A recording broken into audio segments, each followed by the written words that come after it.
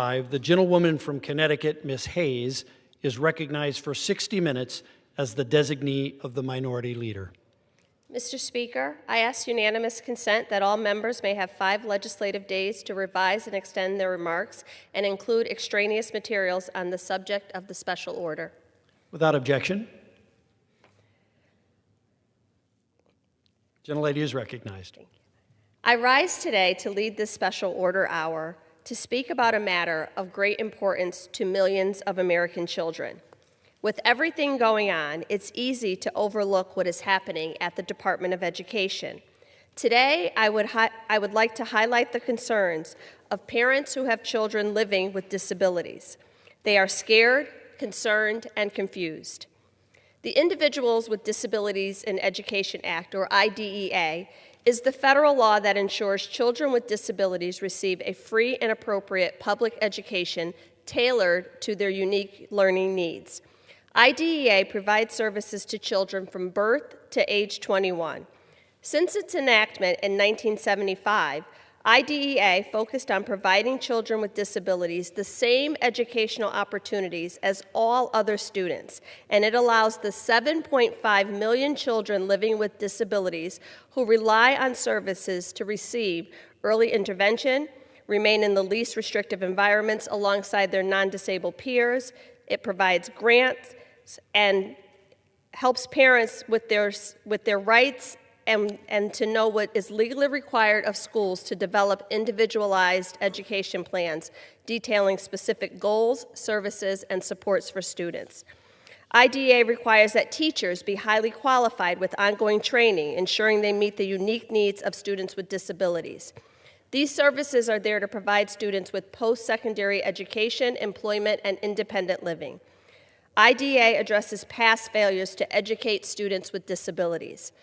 I am old enough to remember a time when students with special needs were educated in the basement of schools or outright denied entry. Before IDEA, millions of children with disabilities were denied an education and often refused admission to schools or even programs. Today, children with disabilities are able to attend any public school and receive services at no cost to their parents, and they have legal and civil rights protections for their children under this landmark law. On March 20th of 2025, the President signed an executive order directing the Secretary of Education, Linda McMahon, to facilitate the dismantling of the Department of Education, which raises significant questions about the future of IDEA and the impact on the education of these 7.5 million children. The students who would be hurt the most by weakening the Individuals with Disability in Education Act are the children who are the most vulnerable. In nearly every state, public schools are primarily funded by state and local governments, with local property taxes playing a crucial role. Without IDEA and federal resources, these students could end up in underfunded schools that lack resources, expertise, or accountability to provide the special education services and supports they require. IDEA is federal law, which means that even without funding from the Department of Education, state and local districts will have to figure out how they will make up this deficit. They will have to still provide services and likely have to cut other programs. This could mean a student with dyslexia would no longer receive daily reading interventions. A student who was deaf or hard of hearing would not have a sign language interpreter. A student who just needed a little bit of speech therapy in order to be a part of the class would not have that, making it nearly impossible to follow daily lessons or participate in discussions. Weakening IDEA would not only cut funding or reduce services, it would threaten the future of these students, who with just the right amount of support and accommodations can thrive. The stakes are too high. We must protect the Department of Education, and we must protect IDEA. This administration has yet to lay out any detailed plan for the future of IDEA. I have serious concerns about moving services for students with disabilities to HHS, because then they are only being viewed through a medical lens. They would only be diagnosed and would not be seen as students first and given the resources they needed to survive.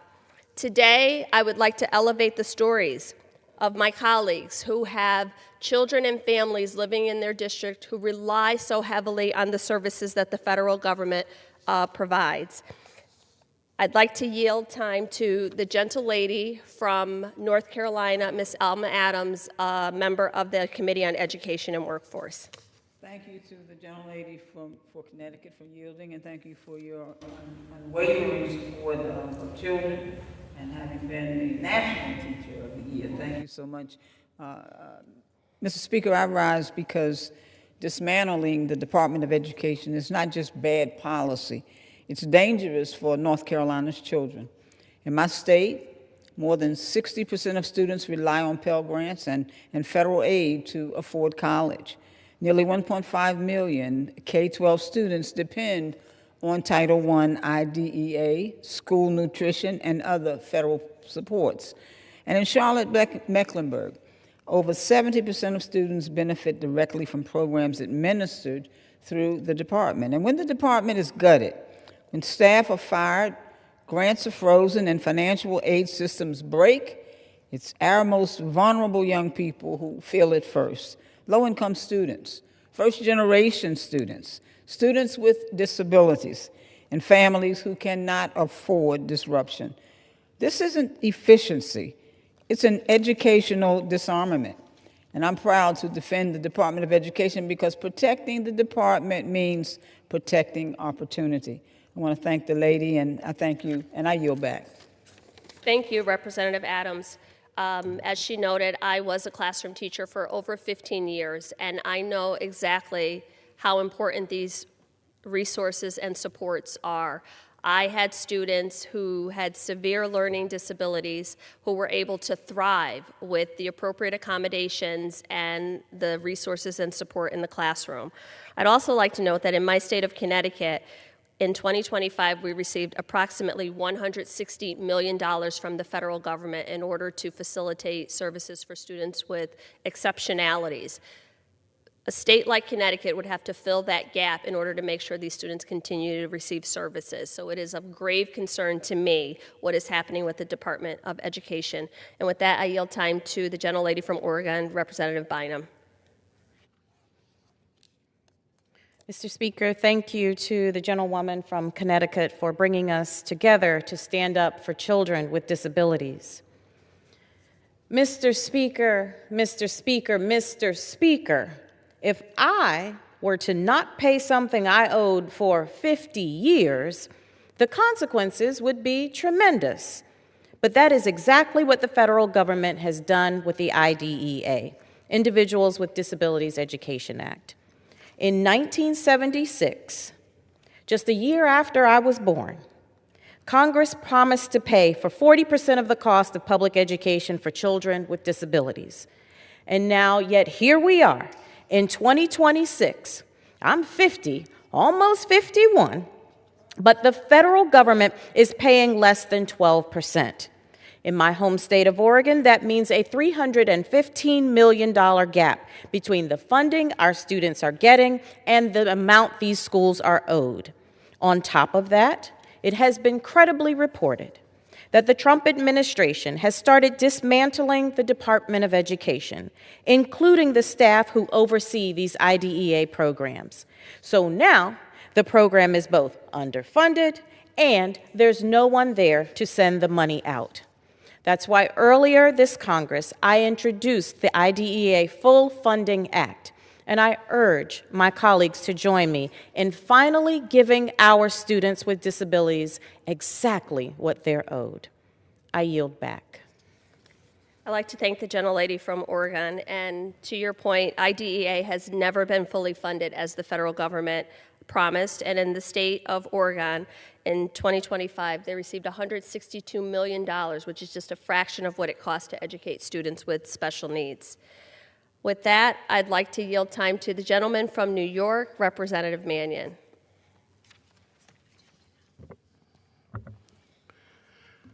Mr. Speaker, I rise today to share what's at stake for students with disabilities as this administration continues its attacks on the Department of Education. Last year, one of our nation's most fundamental laws, the Individuals with Disabilities in Education Act, or IDEA, reached its 50th anniversary. IDEA opened the doors to opportunity and protected the rights of millions of students with disabilities and their families.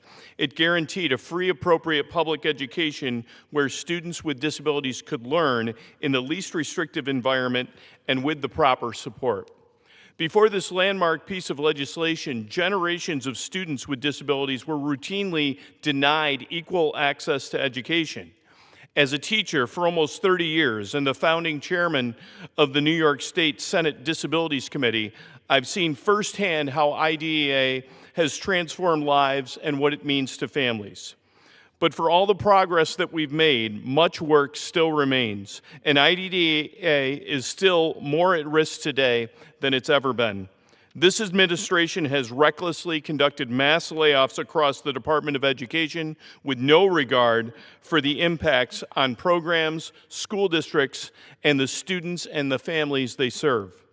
Sadly, these firings have reached the Office of Special Education Programs, which administers IDEA, as well as the Office of Civil Rights, which investigates cases of disability discrimination.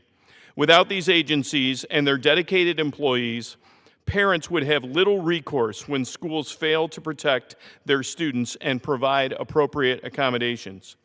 From day one, it was obvious that this administration wanted to transfer IDEA oversight out of the Department of Education entirely by moving it to HHS, an agency with no expertise or legal authority over special education. Countless disabilities advocates have sounded the alarm on this proposal.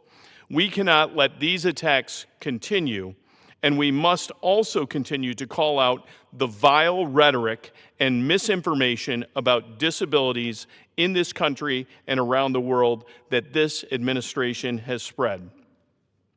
Parents of students with disabilities fight hard every single day for their children, and there's no reason that they should have to fight harder. I came to Congress to be a voice for those families and to ensure that our country lives up to its promises and our values. That's why my very first bill was the Protecting Students with Disabilities Act, which would protect IDEA programs from the illegal dismantling of the Department of Education. This should be a bipartisan cause, as it has long been, and we should be talking more about fully funding IDEA and strengthening it, but instead we're left defending it from political attacks. I thank my colleague, Representative Hayes, and I represent for organizing this discussion, and my fellow members of the Education and Workforce Committee for their commitment to maintaining IDEA. As a fellow educator, I'm proud to stand with Representative Hayes in this fight, and I yield back. Thank you. As our colleague on the committee from Oregon makes her way to the podium, I would like to just read an excerpt from an email I got from a parent in my district. As a special needs mom, the current news of the cuts happening in special education department are frightening to me. I'm not well versed in politics or government, and I don't know how or if this will affect us in Connecticut, but I am my child's only advocate, and I can tell you that our special education system is strained. Please put yourself in the shoes of a special needs parent who relies on the staff to tell them what happened at school because their child cannot. I ask that you place yourself in the shoes of a parent who cannot afford out-of-pocket services and relies on the public school system to provide speech, occupational, and behavioral services. Please advocate for my child. I don't even know how to. I need you to do this for them. With that, I yield to Representative Bonamici from Oregon. Thank you, Mr. Speaker. Thank you, Representative Hayes, for leading this important conversation and for bringing your expertise as National Teacher of the Year to Congress and to the Education Committee. I've been an education advocate for decades, and I speak with students, parents, and educators in Congress and at home in Oregon, and I can't count the number of times where parents have said to me, please, please fully fund IDEA. But according to the Department of Education, Secretary McMahon is now exploring additional partnerships to move the administration of special education programs under IDEA, the Individuals with Disabilities Education Act, to other federal agencies. And the most likely choice for this, unconstitutional and illegal transfer, is to the Department of Health and Human Services. Mr. Speaker, this means that Secretary Robert F. Kennedy Jr. would be in charge of administering IDEA. This is the man who's disregarded established science to advance policies based on conspiracy theories, including claiming that Tylenol and vaccines cause autism and that autism destroys families. This agency should not be administering funding or providing guidance to schools on educating students with disabilities, especially with this current secretary. IDEA is an education program, not a medical program. It's designed to provide students with disabilities access to a free and appropriate public education, often through individualized education programs or IEPs. Those with the expertise and data to best administer the program are already at the Department of Education, or at least they were until Secretary McMahon fired them.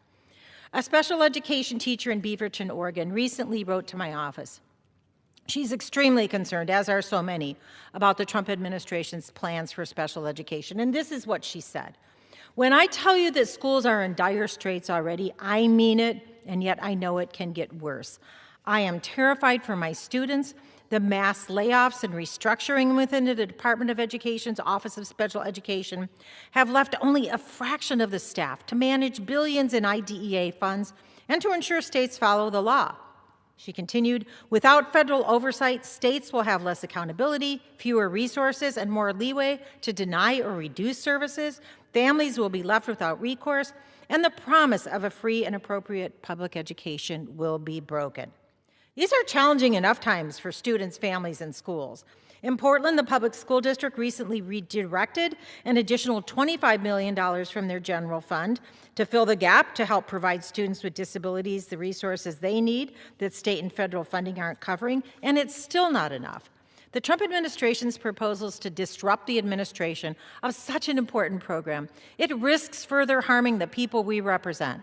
A mother in Portland wrote to me and said she's a full-time caregiver. She has 2 sons with disabilities, and she's only been able to work 2 of the last 8 years because of lack of reliable care. And unfortunately, she was just laid off again from her most recent job. She told me, we are exhausted. We're doing everything we can, but the system leaves too much on families. She begged us to protect access to services for students with disabilities and to continue advocating for these children and their caregivers. In her words, we need policies that recognize the reality we're living, not ones that make it harder. These are the families, these are the teachers, these are the people who will be affected by decisions we make about IDEA. What we should be doing is fully funding IDEA, not disrupting the support that already exists by forcing schools and families to work with multiple federal agencies instead of one. HHS is not equipped to manage this critical program. We will keep fighting. We'll keep fighting the Trump administration's efforts to abandon and dismantle the Department of Education and its core responsibility, especially its core responsibility to students with disabilities. Thank you again, Representative Hayes, for your leadership, and I yield back. Thank you. I now recognize the gentlelady from Ohio, Representative Brown.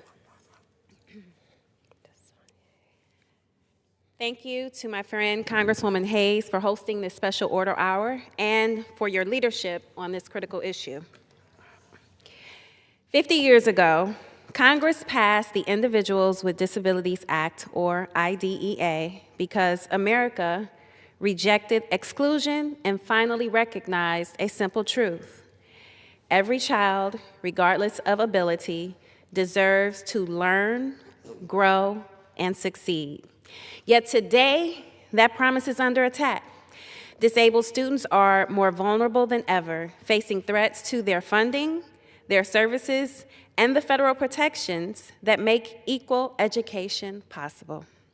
And at the same time, this administration is laying off the very civil servants whose job it is to protect those children and enforce the law. When you cut special education funding, cut the Department of Education, and cut the staff, no one can speak out for the children who need these programs the most. Children like my nephew, RJ, who was born premature and has dealt with developmental delays all his life. His condition requires special care and attention. He didn't choose to be disabled or to have additional needs. But he is made in God's image, and he deserves every opportunity to reach his full potential.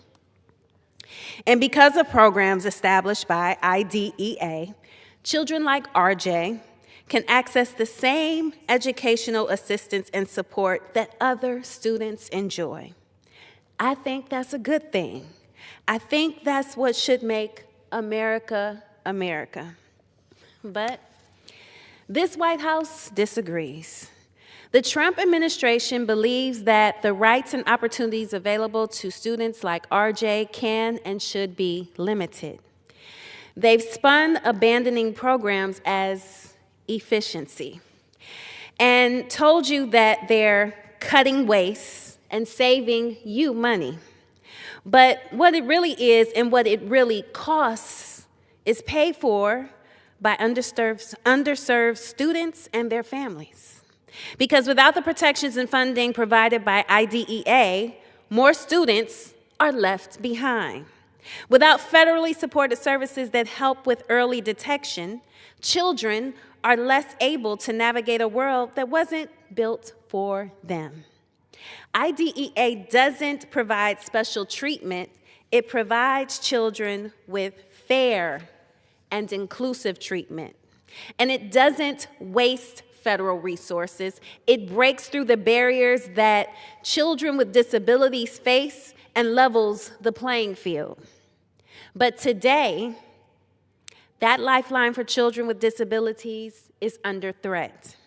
In my own state, nearly 1 in 5 students have disabilities. That's more than 250,000 children in Ohio who rely on IDEA programs to get the education they need and deserve. So I have one question today. How exactly does gutting special education programs and staffing make America great? It doesn't. So we should be strengthening IDEA, not weakening it, protecting civil rights, not gutting them, recommitting our promise to every child, not pulling out the rug. So I want to thank my friend and a true champion in the education space and the leadership she has demonstrated on this critical and, yes, personal issue to me for her leadership. With that, I yield back. Thank you, Representative Brown, and I think you already know I will always fight for RJ and all of the kids like him. With that, I recognize the gentlelady from Arizona and the newest member of our committee, Representative Grijalva. Thank you, Congresswoman Hayes, for your leadership and your advocacy. I rise today to speak in defense of one of the most important civil rights laws Congress has ever passed, the Individuals with Disabilities Education Act, and to oppose the dangerous, unlawful efforts to dismantle the Department of Education. IDEA is not a suggestion. It's not discretionary. It's the law of the land. And for more than 4 decades, it has represented a bipartisan commitment that children with disabilities have the right to free, appropriate public education, one that meets their individual needs and recognizes their full potential. Before IDEA, millions of children with disabilities were excluded from classrooms, denied services, or told they did not belong in public school at all. IDEA changed that. It affirmed that a disability does not diminish a child's worth, and that access to education is a civil right, not a privilege reserved for a few. Today, more than 7 million students across the country rely on IDEA for individualized education plans, services, and due process protections. These are real students whose ability to learn, communicate, and thrive depends on fulfilling the promises we made at in federal law. Those promises are enforced, overseen, and protected by the Department of Education. The department plays an essential role in ensuring that IDEA is implemented fairly and consistently across all states. It provides guidance, oversight, enforcement, and accountability. Without it, IDEA becomes words on paper with no meaningful guarantee. Let us be clear. You cannot claim to support students with disabilities while dismantling the very agency responsible for protecting their rights. Efforts to hollow out or get rid of the Department of Education without congressional authorization are not only reckless, they are illegal. Congress created IDEA. Congress assigned its enforcement. Attempting to undermine that structure violates the law and the Constitution's separation of powers. Without federal oversight, enforcement of IDEA will vary widely from state to state. A child's access to services will depend on their zip code. Families will face confusion, delays, and costly legal battles just to secure what the law already guarantees their children. States and school districts will be left without clear guidance or support, increasing litigation and diverting resources away from classrooms. And families, especially those without financial or legal resources, will pay the highest price. The measure of our commitment to public education is how we treat the students who need us the most. And today, those students are watching. I urge my colleagues to reject the efforts to weaken IDEA or dismantle the Department of Education. We have a legal obligation, a moral responsibility, and a constitutional duty to protect students with disabilities and ensure they receive the education they deserve. I will continue to stand with students, families, educators, and advocates, and I call on this body to do the same. Thank you, and with that, I yield back to Representative Hayes. Thank you. I now recognize the gentleman from California, another member of the Committee on Education and the Workforce, Representative Takano. Well, thank you. Always an honor and a pleasure to work with the gentlewoman from Connecticut, a distinguished National Teacher of the Year, and an amazing educator who, and I, like her, went from the classroom to the halls of Congress to advocate for our students nationally. The promise of a free and quality education is a vital part of the American dream. The embodiment of that promise came in 1975 when Congress passed the Individuals with Disabilities Education Act to ensure that children with disabilities could receive a free, fair, and equal education. This landmark education changed the lives of millions of Americans. The disabled children's right to an education would not only be recognized, but it would be funded and enforced nationwide. Today, 7.5 million students rely on IDEA funding, and that's nearly 1 in 7 students whose specialized education is funded in part by the Department of Education. Every school district in the country has families that have benefited from the IDEA, and its 50 years of enactment have improved public education for all students. And that is why the Trump administration's actions to gut staffing at the Department of Education and move the Office of Special Education Programs to the Department of Health and Human Services, that's why it's so devastating. HHS does not have the structure nor the staff to administer the $15 billion a year that this office is responsible for. The administration also gutted the Office of Civil Rights, which is responsible for investigating civil rights abuses in schools. The OCR was responsible for ensuring that students with disabilities got the quality education they are entitled to, and that cases of neglect and abuse were duly prosecuted. With the Department of Education fragmented, teachers and administrators won't be able to access the resources they need. Parents will be unable to get the proper support, and the students will be the ones who pay the price. What is clear is that the Department of Education is the only department equipped to be charged with the education of all students, including students with disabilities. Not HHS, not the Department of Labor, not the Department of Justice. Creating more hoops for schools to jump through and shattering known systems and protocol will, at the end of the day, hurt the students this administration claims they are protecting. Republicans have not allowed IDEA to be fully funded. Republicans are looking to defund public schools, leaving parents with fewer choices and options in educating their children. And Republicans' obsession with dismantling the Department of Education appears to be the only education policy they really have. Our students need more. Our teachers deserve more.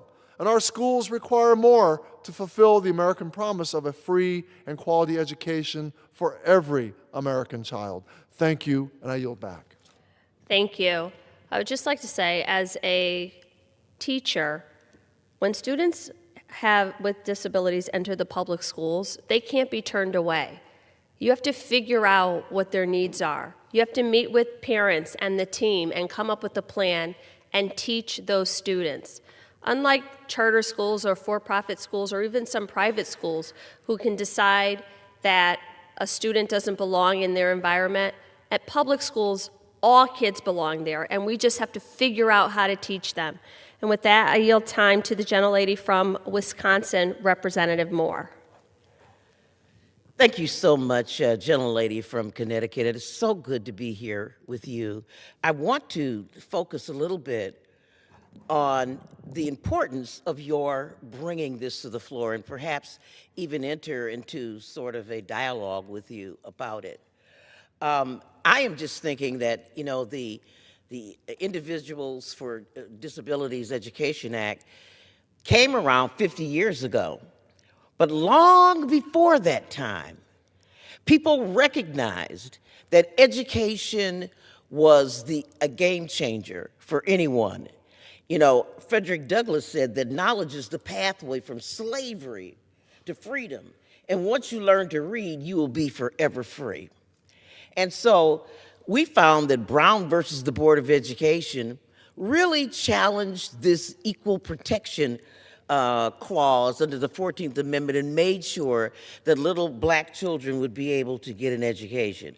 And so even before the Department of Education was established, even before that, the IDEA was written into law. And I bring all that background up to say that the Department of Education was critical because when you think of all of the various laws, gentlelady, that need to be administered to make sure that there's equal protection, and the IDEA just being one of those laws, you know, it is very disturbing to see that the Department of Education has been stripped down to its bare bones. And Madam Member of the Education Committee, I would like for you to help me walk through it. I think, am I right about this? The administration has tried to illegally move the IDEA office and funding from the Department of Education to the Department of Health and Human Services. It has been floated, but we haven't seen any concrete plans, which is part of the problem. Right. And in the middle of the shutdown, was it true that the Trump administration tried to fire nearly everyone in the Department of Education's Office of Special Education and Rehabilitation Services? Yes, many employees were riffed at the Department of Education, but I think even more concerning is that the Office of Civil Rights in the Department of Education, the number of staff who were fired. And the Office of Civil Rights was put in there, the Civil Rights Act in 1964, and this office is responsible for investigating thousands of allegations of discrimination each year, which includes enforcing federal laws and ensuring equal educational access and preventing discrimination. Gentlelady from Connecticut, am I wrong about this? I think it's very important because what we have seen is that so-called disabled people or differently able people have made such tremendous contributions to our culture and to our society. I'm thinking of very famous people like, you know, Thomas Edison and Franklin Roosevelt, people who have, Fannie Lou Hamer, people who have had polio, people who have been in wheelchairs, physicists that have contributed. And so it is important to leave nobody behind because education of everybody is important to our national security interests. It's important to our economic interests. Mm-hmm. And I am so happy that you are raising this in this special order hour, and I thank you for allowing me to participate. Thank you. I'll just like to say that I am uniquely positioned to speak about some of the things you brought up about what happened to children before IDEA was passed.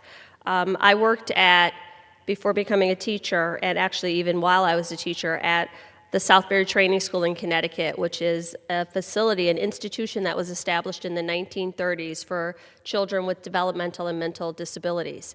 Many of those people who are now adults became institutionalized because they were placed in this facility, but with their disabilities, had a law like this been in place, they could have been able to thrive and lived in their community, but we put them behind walls at institution, and we can never go back to a time when that happens again. And thank you for joining us tonight, gentlelady, and now I'd like to recognize the gentlelady from New Jersey, Representative MacIver.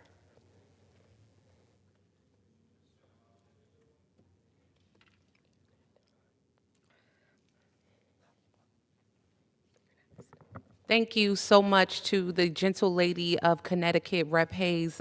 Thank you for leading this special order hour. Mr. Speaker, the Individuals with Disabilities Act and Department of Education are vital to all communities, including the one I represent. Nearly 1 in 5 students in New Jersey are served under IDEA. Without this support, almost 250,000 students would be denied an adequate education. My district, New Jersey's 10th Congressional District, receives $98 million in Title I and special education grants. How will our schools support these students without these funds? As a former education administrator, I know firsthand the impact IDEA funding makes on students who need it the most. Without federal funding, states and local communities would have to cover the costs, but your zip code should not determine if you deserve to have your children's educational needs met. As a public school mom, this is deeply personal for me. People in my community and communities across the nation are scared. My office recently received a letter from Alexander, a special education and social studies teacher in my district.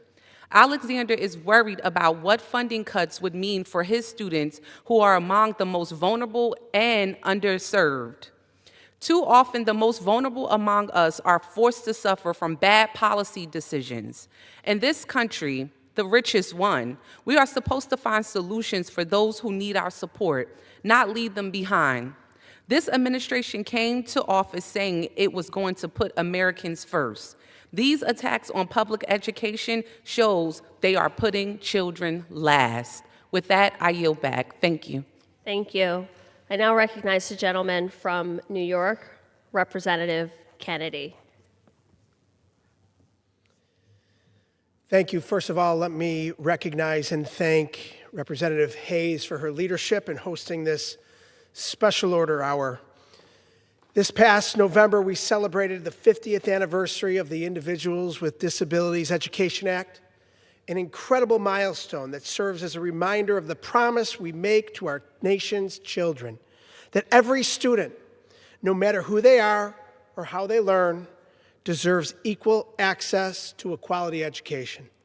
And yet, this anniversary comes at a time when the Trump administration continues its systematic efforts to eliminate the Department of Education, gut the Office of Special Education Programs, and undermine IDEA, a landmark law that fundamentally changed how we educate children with disabilities.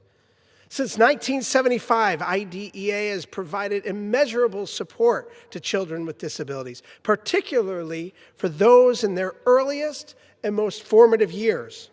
IDEA Part C, a federal program closely intertwined with Medicaid, provides early intervention from birth to age 3, oftentimes the difference between a child meeting developmental milestones or falling behind. These federal dollars change millions of lives across the country every single year. But Trump and congressional Republicans have told American families that these investments don't matter, that their child's future does not count, that federal dollars are better spent elsewhere. I'm here to remind the American people that the president's shameless assault on early intervention in Medicaid paints a grim picture for the future of special education and for the future of millions of children. As an occupational therapist myself, I worked with children with developmental disabilities in their earliest years, and I've seen what happens when we make good on our promise to invest in special education and early intervention.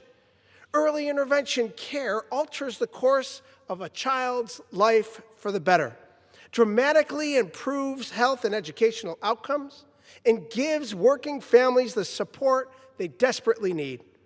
Republicans in this body need to remember the sacred promise made to children with disabilities 50 years ago and stand by it, rather than turn a blind eye. Democrats will not sit idly by as this administration jeopardizes our children's futures and undermines the fundamental right to an education. These aren't budget cuts. These are broken promises to children with disabilities. We cannot build a stronger nation by cutting off critical support for those who need it most. We must fully fund and support the essential mission and fulfill the commitment of the Individuals with Disabilities Education Act. I yield back. Thank you. I now recognize the gentlelady from Michigan, champion for children, Representative Tlaib. I want to thank so much my sister in service, Congresswoman Hayes, who's been leading this fight to protect our children, especially making sure that we have access to public education and quality education for all of our children. Alongside millions of children we know across the country, including children with disabilities and their families, we are demanding that Congress fulfill its promise. Nearly 50 years ago, Congress passed the Individuals with Disabilities Education Act, IDEA, with a commitment that every child, including students with disabilities, meet their full potential in every classroom to ensure also every family has the services they need for their children to succeed. We didn't say education for children with disabilities if it's convenient. We didn't say protect their rights unless the budgets are too tight or we don't have enough money. We made a promise, and a promise to fund 40% of the cost of IDEA. And that promise was never kept. The federal share is now less than 12%. According to the Autism Alliance of Michigan, Michigan ranks among the lowest in the nation for special education outcomes due to the massive underfunding by our federal government. Students with disabilities in Michigan are twice as likely to drop out of school as their peers, and only 60% graduate high school in 4 years, compared to 85% among their other peers. Right now, we are seeing special education under direct and deliberate attack. We've seen repeated efforts to slash education funding, weakening civil rights enforcement, and chip away at the protections of IDEA guarantees for our students with disabilities.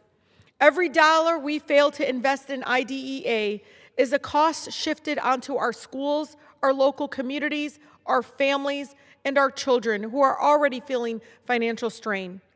Our families are counting on us. Congress cannot continue to fall short on our students regarding funding and families when so much is at stake.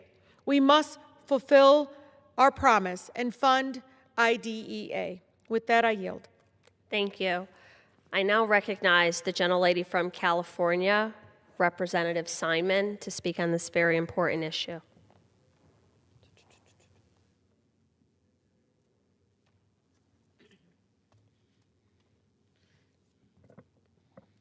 I want to thank you, Congresswoman, for bringing us here tonight. Mr. Speaker, America, this country, has long promised that every child has a right to learn. That promise exists because parents, not just this chamber, parents refuse to give up on their children's future. Congresswoman, one of those parents was my mother, Vicki Simon. I was born with congenital blindness. And my mother, in the early 70s, was on the phone consistently, day after day, to ensure that I entered a school that would be there for me, that would ensure that I had assistance and support, that I would read large print with power. And I'm thankful for teachers and educators like yourself who brought children like me in front of the board. And I was so happy to co-sponsor the See the Board Act, and it should be in this chamber, and we should be voting to ensure that while the Republicans take away health care from families, Disabled children, those deaf, those blind, they get education and screening at their schools of choice. We're also here because advocates refused to be silent, because Congress recognized that an equal education is the foundation of any democratic society. Before these protections, young people with disabilities around the country were not only silenced, they were institutionalized. Families were told to stay quiet while bright and brilliant minds were dismissed. And today, that door is closing again, eerily quickly, because the Trump administration's reckless and cruel agenda. If you would ask any disabled parent in this country, regardless how they vote, red or blue, if you ask them if they knew that the Department of Education, yeah, you want to trim it down, but the very department, the Office of Civil Rights, was all but being severed, and you let them know what the Office of Civil Rights did. The Office of Civil Rights in the Department of Education ensures that every rape on a college campus in this country is investigated. If the city decides not to investigate, the Office of Civil Rights comes in. The Office of Civil Rights investigates for the mother and the child who uses a wheelchair when the school says they don't need a ramp. The Office of Civil Rights literally provides a constant oversight over every school district in this country, so that a child in Alabama has the same rights to an education as their disabled peer in California. Let's make it clear. We're not talking about any progressive agenda here. We're talking about letting it be known in this country that the Trump administration is literally taking away investigators who will oversee the educational progress of disabled children. Tens of thousands families are waiting for justice and their cases to be investigated. These are not statistics. These are real families that we serve. Did Congress ever intend this? Did the administration ever intend to block away rights and responsibilities of folks who are supposed to oversee the rightful education of disabled children? The American people will not accept this, and I'll yield back. I'd like to thank the gentlelady from California, and again, thank you for co-sponsoring that piece of legislation with me, because I understand that if a child can't see the board, they can't learn. And your enthusiasm when I brought it to you is exactly why we need people from diverse perspectives in this chamber. So again, thank you. Thank you, Mr. Speaker. And I'd now like to recognize the gentlelady from Hawaii. Thank you so much for the work that you do on behalf of children in your home state. Thank you. Mr. Speaker, only 50 years ago, just 50, we made a promise as a nation. When Congress passed the Individuals with Disabilities Education Act, we affirmed a simple and profound truth. Every child, no matter their disability or ability, has the right to a free and appropriate public education, not as charity, not as an afterthought, but as a civil right. But let's be honest, that promise has never been self-executing.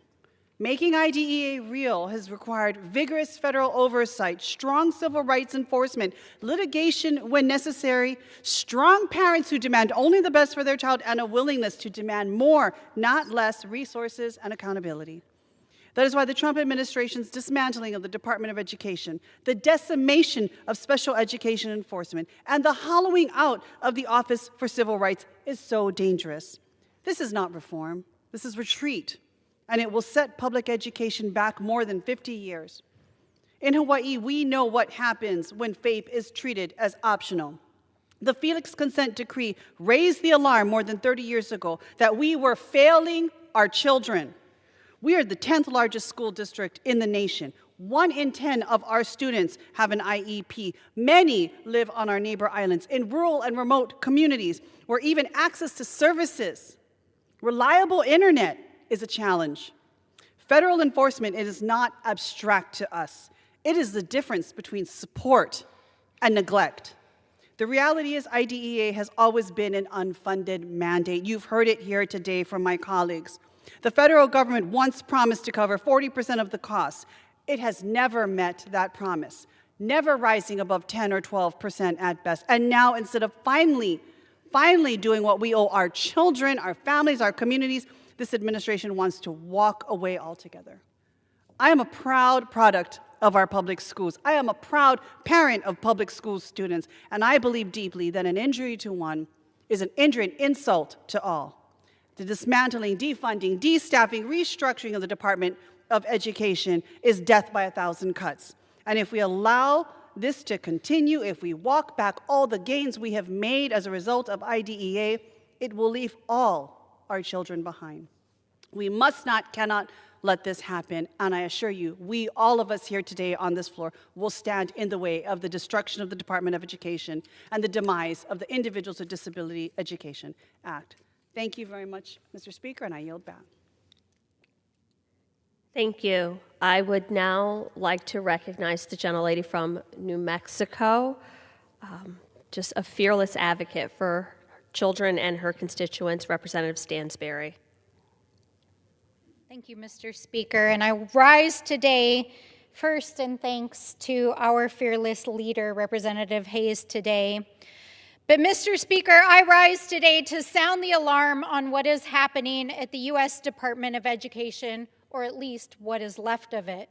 For millions of students with disabilities, the IDEA Act, or Individuals with Disabilities Act, is a landmark civil rights law that guarantees a free and inclusive public education for all students.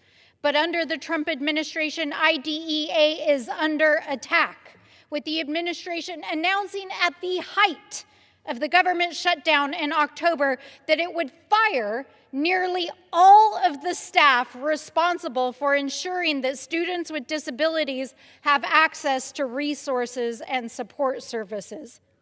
Can you imagine? It's not just reckless, it's not just illegal, it's heartless, and it's disgusting.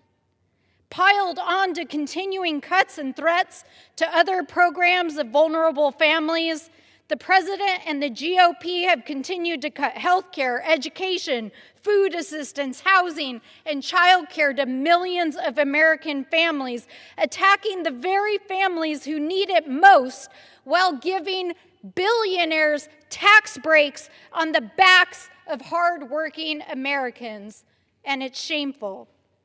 So, Mr. Speaker, I want to address the administration's attacks on education and what these actions mean for all students, but especially students with disabilities, their educators, and their families. Because the Department of Education exists to ensure that every student has access to opportunity, to protect their civil rights, to ensure that every student has a fair shot at success. But since day one, this administration has systematically dismantled the department with budget cuts, cutting programs, delaying grants, firing staff, and over the course of the last year, my office has heard from hundreds of parents, teachers, and students who are scared about what is happening and wondering what will come next. From teachers and counselors who are stretched thin and uncertain about whether or not resources will be there next year.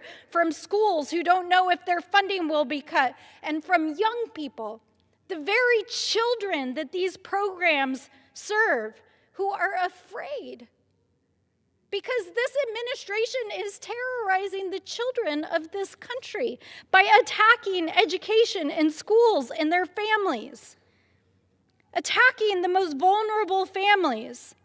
And I have to say this, Mr. Speaker, there is no demand for this. There is no one out there in the American public who is demanding that we cut programs for students and young people with disabilities because it is cruel and it is wrong and it is illegal and it must stop. And that is why Democrats are standing here tonight, to stand up for our students, to stand up for our young people, to fight back against these attacks, and to take a stand against the dismantling of these vital programs.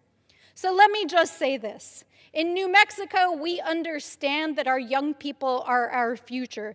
That's why we are the first state in the nation to pass universal free child care and education for every single student in our state.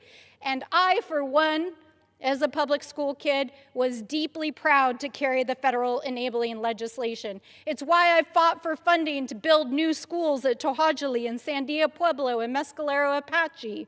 It's why I'm carrying legislation to increase teacher pay, to protect BIE and tribal schools, to create a post-secondary pathway of success for students with disabilities and veterans and first-generation students, and why I have supported New Mexico also becoming the first state in the country to guarantee free trade school and free college for every single New Mexican, because that is how you should be transforming education. That is how you deliver for communities, and that is how you care for the children that we have been blessed to take care of in our role and prepare the next generation of leaders. And so I will say this to you, Mr. Trump. While you and your colleagues may not believe in the power of public education or civil rights or the need to protect children, because your actions speak as loud as your words, we do. And we believe in investing in education, from early childhood education to higher education and everything in between. And we will continue to use every tool at our disposal to fight back at every turn and honor our commitment to the students of this country. And I, for one, and all of us will not stand by and allow this to happen. I yield back. I'd like to thank the gentlelady from New Mexico and all my colleagues who showed up tonight. I really thought I'd be standing here for an hour reading emails from my constituents and telling the stories of the hundreds of students with disabilities that I've taught in my classroom, telling the stories of how we met them where they were and made accommodations so that they could thrive and really learn. I can't express to you what it feels like as a teacher when you have a student who's struggling or has a disability and you see the moment where they get it, the moment where the lesson breaks through and they're receiving the information in the same way as the other students in the classroom. I want to make sure that those students can continue to be educated alongside their non-disabled peers and not put in a basement or behind a wall at an institution. I also want to make sure that even if a child doesn't have a strong parent advocate or a strong family at home, that they too will have people in their public schools fighting for them, that they too will still have the services that they need and deserve. The Secretary of Education has often said that her final mission is to close the department. I'd like to put her and everyone else on notice that I too am on a mission to make sure that not only the kids that were in my classroom and in my state of Connecticut, but kids all across the country know that they have the right to a high-quality public education, know that it is our responsibility to make sure that they thrive and are prepared for life and being self-sufficient. So again, I'd like to thank all of my colleagues for showing up tonight, and I will continue to fight not only for these children and these families, but for all of the educators who stand in front of them and pour their heart out so that they can meet their needs. And with that, I yield back. Under the Speaker's announced policy of January 3rd, 2025, the gentleman from Texas